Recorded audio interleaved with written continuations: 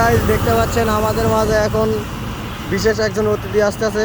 বাংলা চলচ্চিত্রের খলনায়ক আমার প্রাণ প্রিয় ফটিক ভাই। ফটিক ভাই, আপনি কেমন আছেন? ভালো আছি। খুব ভালো আছেন। এখন কোথায় যাচ্ছেন? যাচ্ছি। আজকের ওয়েদারটা কেমন? আজকে রোদটা খুব বেশি একটা ভালো না, কারণ কখনো বৃষ্টি কখনো রোদ্র। তো খাওয়া দাওয়া করছেন? আর খাওয়া দাওয়া কিছু বলেন।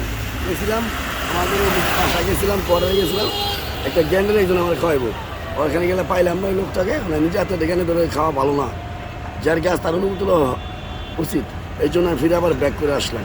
তা আপনি আমার গেন্ডারি হলো একটু, আমার গেন্ডারিতে আপনি কিনলে কাটবেন, বড় হলে আমি আপনার নিয়ে খামো।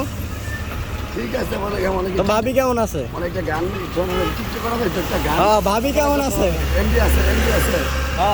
এমবি আমার নাই, আপনার আছে? এমবি আছে, গান আছে, ভালো গান আছে।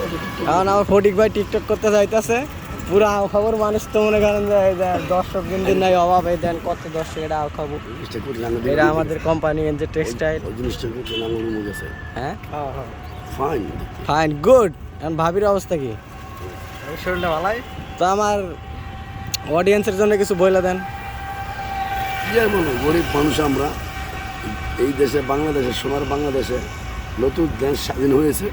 এই স্বাধীন দেশ উপলক্ষে আমি বলতে চাই, আমরা যারা 70% লোক এই দেশে গরিব, তাদের দিন কাল ধন্যবাদ। সব কিছু ভালো যাচ্ছে না, দিনের দিন চাচ্ছি।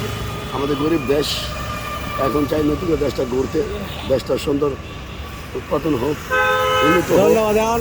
এই জন্য চাই।